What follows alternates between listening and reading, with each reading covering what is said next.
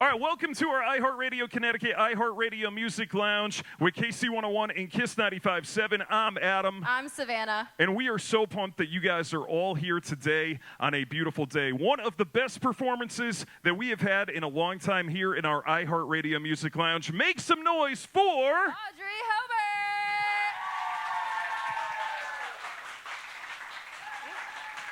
Did she get lost? She might have got lost. Here she is. All right. Come on out. All right, so hold on. Were you trying to give us like the delayed reaction right there, or what happened back there? My dream is for applause to completely fade before I step on the stage. All right. So we'll take a note of that for after every song too. Yeah. We'll take a note of that for Can I after stand, every you song. guys? Yeah, you can if you want to. Whatever you want to do. Yeah. Whatever you want to do. Well, thank you for coming in. We are so excited to have you here in our iHeartRadio Music Lounge. You know, I know that you've had a lot of really big moments to begin your career. Last week in L.A. at the Gracie Abrams show, she brought you out and performed with you. And that really was an amazing moment. It was something that your record label sent me, but on top of that, it was something that I saw all over the internet, and people were so happy. You guys have known each other since the 5th grade. What was it like thinking back to like 5th grade and coming up to today where you're out there in LA performing with somebody that was your friend literally all the way back then? I mean, I impromptu told the story of how we met upon stepping on stage, without having planned it, because I was so moved by how long we've known each other. So pretty cool. Yeah, I mean, it's pretty cool. I mean, there were so many people, like, you know, I can tell you right now in 5th grade, I talked about playing in Major League Baseball in the NFL, and I'm sitting here on a stage in Hartford, Connecticut. It didn't exactly work out the way I thought. Totally. Me so too. so it worked out for you for sure. Yeah. And before you started getting into music, you know, professionally, you went to NYU, which is really cool, and you were a writer. Mm-hmm. Tell me a little bit about that experience and like Nickelodeon and that whole thing. It was cool. I mean, yeah, I still plan on doing TV and movies at some point.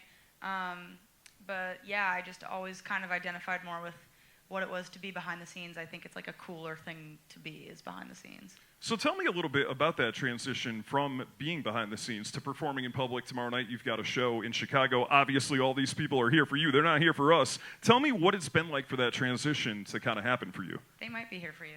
I don't know Not about that. really. Maybe some people in the top row back there. Maybe that's probably it. Yeah.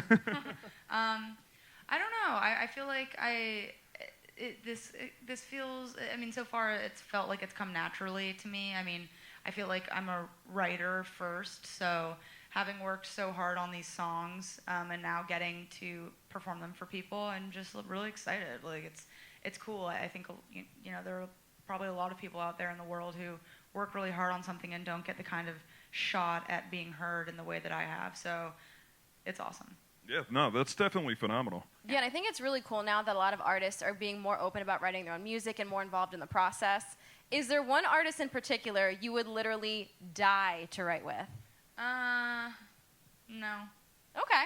I respect that. She's like, See, we love that honesty. Yeah. We love that. Yeah, we love that. I've gotten asked that before, and I could give like an answer on the spot, but I'd rather take some time later, maybe tonight, and think about who that is instead of just saying something to say it. Hey, I respect a fully thought out answer instead of saying yeah. something, being like, oh, shoot, but what about so-and-so? Yeah, it's important to me to think through these things, because once it's in ink, it's there forever. And once it's on the internet, it's Yeah. there forever. It's there. Exactly. And you know what? I think that's a big difference. Like, I'm in my 30s, Savannah's in her 20s. Obviously, you're in your 20s. But, like, your generation and a lot of the people that are in this room, the way that you crave the authenticity, we didn't care. We love Jersey Shore. And that was the fakest freaking thing that you could ever see in your life. You guys crave the authenticity, and I think you hear that, obviously, in your song, but the songs that you've written with Gracie as well. Tell me, like, where they all came from, like, moments that you've had in your own life, right?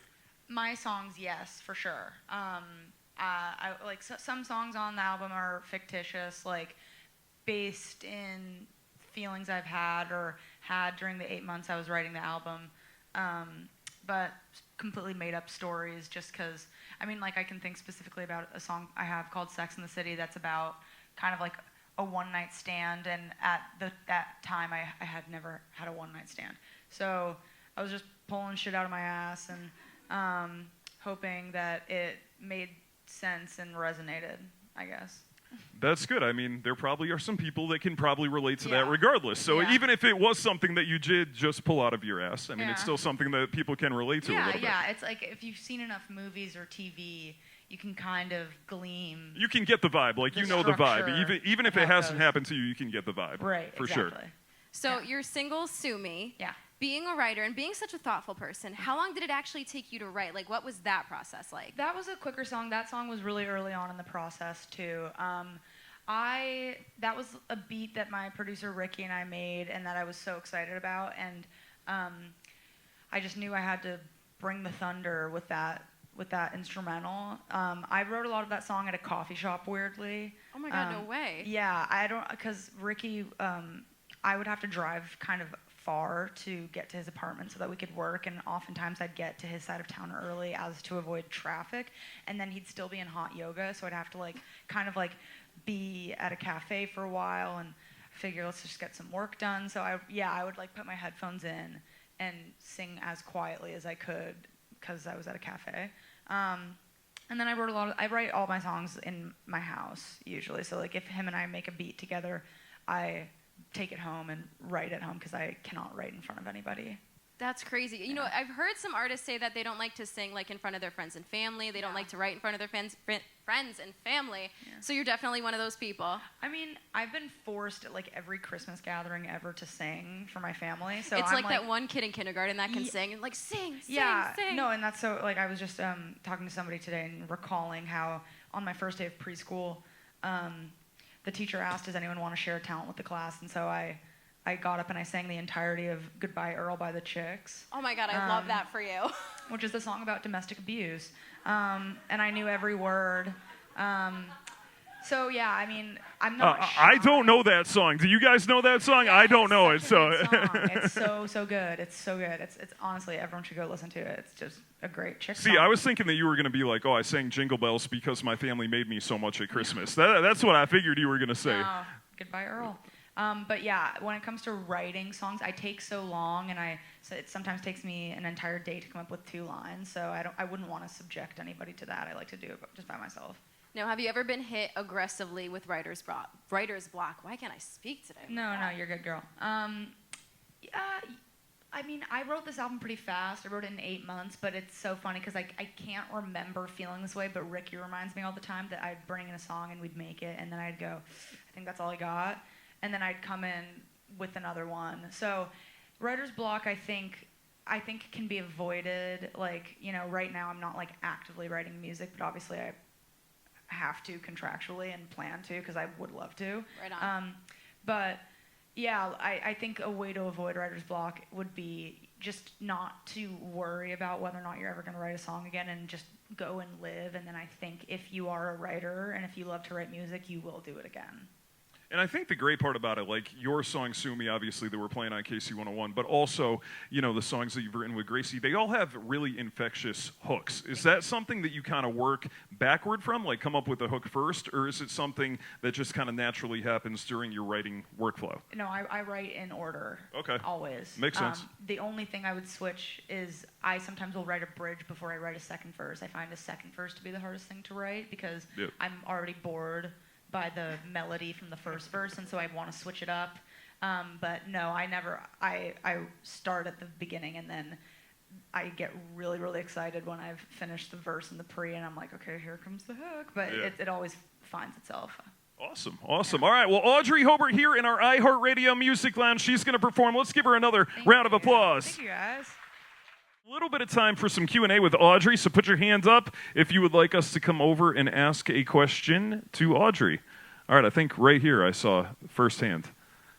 What's your name? Where are you from? Hi, I'm Nicole. I'm from outside Philly. Cool. So how long were you in the car today? Sorry, wait, there's a song about Philly on the album. Oh my gosh. Yeah. I can't wait. Yeah. I took a train ride last night. Amazing. So yeah. But my question is, I know you come from a musical family. I love your brother's music. And just coming into the musical space, what is it like being in a musical family with support and everything like that?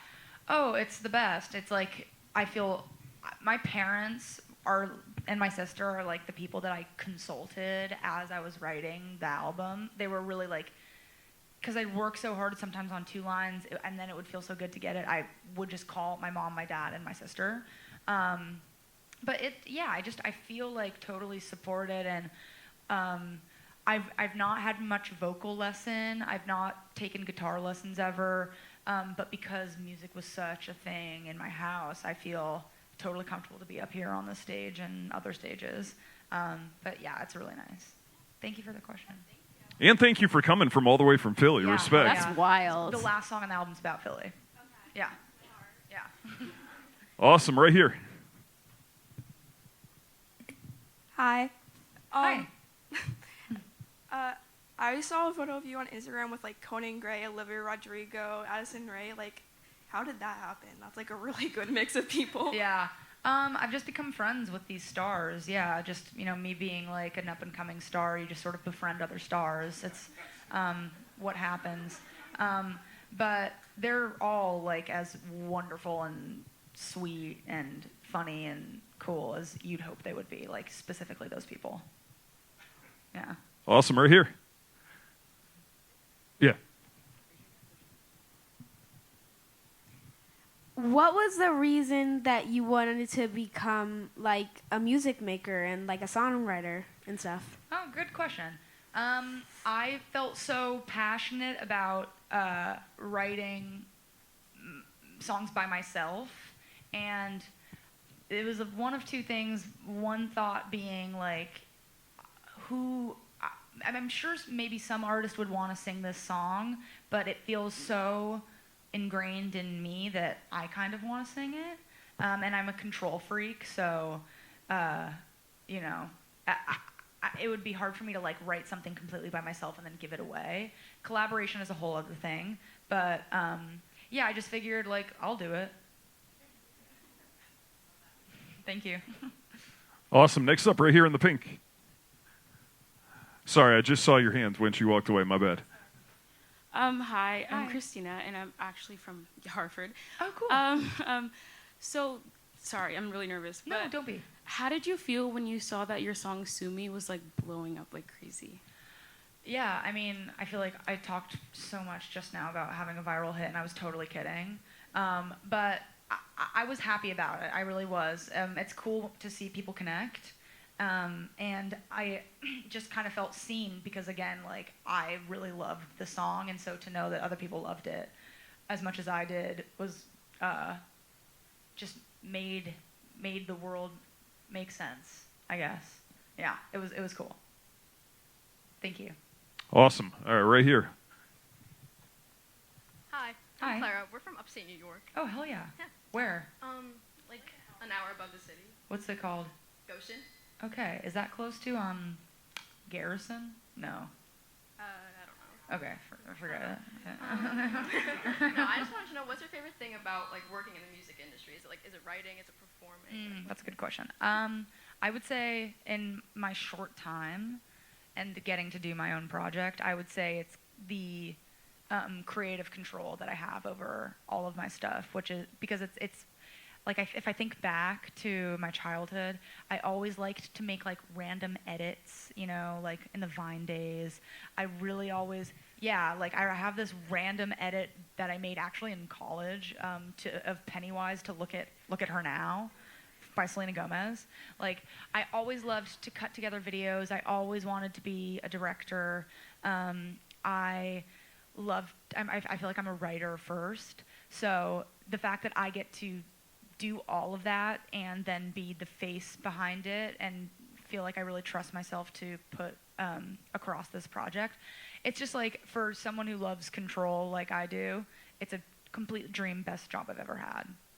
You were talking a lot about control. Just I picked up on that. Yeah. No, I'm just being forthcoming. She's owning it. I love Yeah. it. All right. She's self-aware. Leave her alone. Next question. Thank you for your question.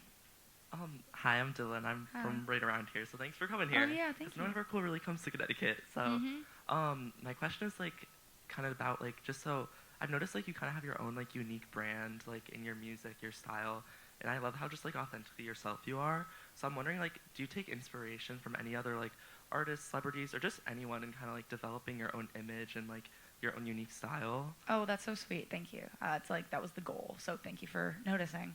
I get inspiration from like writers and directors and also random people on the street. Like I think that's kind of it. It's sort of it is similar to the thing I was just talking about like just removing the phone from the equation of your life sometimes and being out in the world, like especially in a place like New York City or even LA sometimes, and even here it's just if I am looking up, which I try to do, I'll see like the coolest chick I've ever seen walk down the street, and she's wearing like a certain style of pants or like shoes, and I'm like, whoa, that stranger just inspired me. And I also think it is the kind of thing where I can put my own kind of fantasy onto like a random stranger.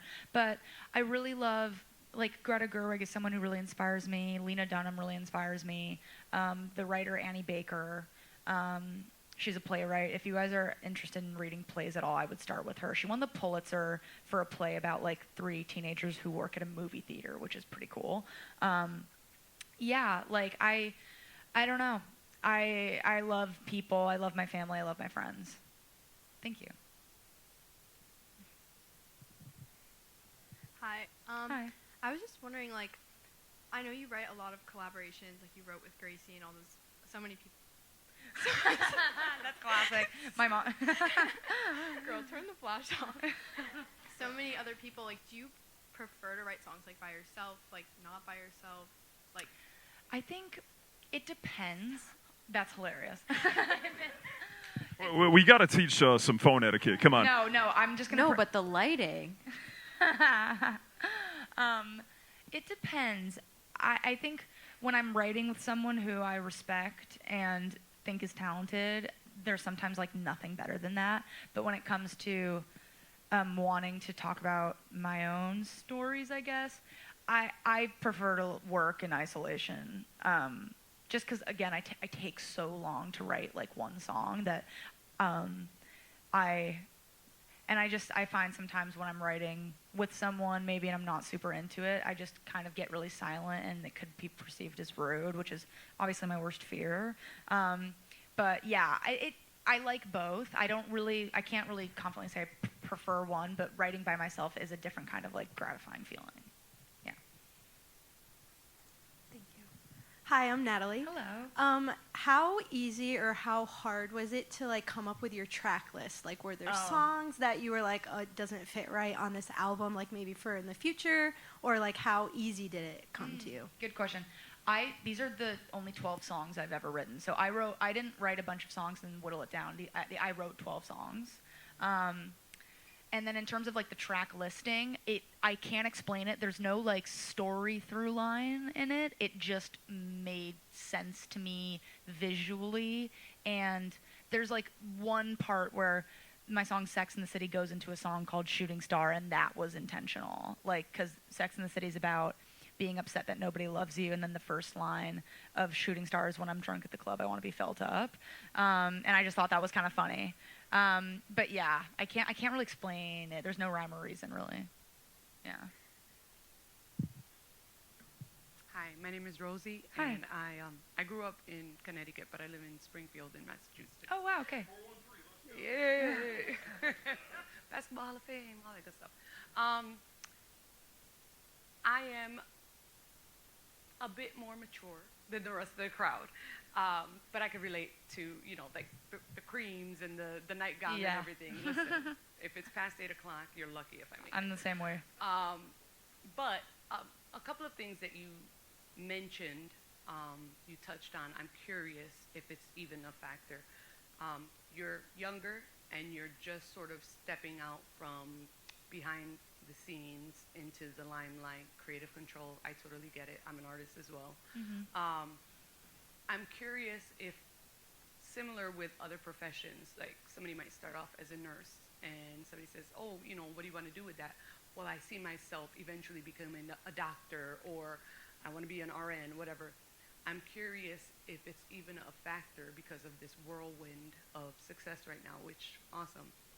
Is there a long-term plan for yourself where you say, 10 years from now, I see myself producing, writing, I want to be as big as Elton John, or if it gets too crazy, I just want to, pick a spot in Vermont and hide. Like, is that even something that you're toying with right now? That's a good question. I think I'm like split down the middle of, there are times where it aids me to think, I don't know what's going to happen with this or what I'm going to end up doing, and I just want to live day by day. I think that that's like not a coping mechanism, but a really actually healthy way to be if you trust yourself to be like a smart, driven person, which I do.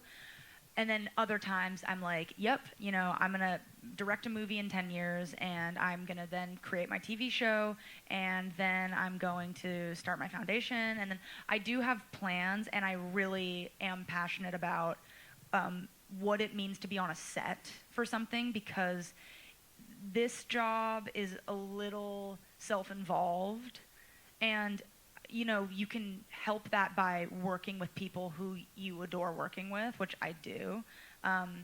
But I never wanted to be this because I'm comfortable being looked at, but I don't need to be looked at to feel a feeling of self-worth. And I think being behind the scenes, creating something and being the reason for a story and not needing to be the face of it is sort of like my core. However, I'm very happy to be doing this, and it is all in the name of getting my stories out there. And I'm learning how to perform, I'm learning how to sing, and whatever. But great question. I think I don't even have an answer. Yeah. Thank you. I just want to say, I've been doing this for 12 years. I don't think we've ever had a deeper question ever asked in this lounge than that. Very just FYI. Just FYI. I feel like I'm also questioning my life now. I'm like, I don't even know what I'm doing tomorrow. Come on. What am I having for dinner? All right. On behalf of everybody in this room, Audrey, we want to thank you. This was one of the best performances that we've had in this room in a long time.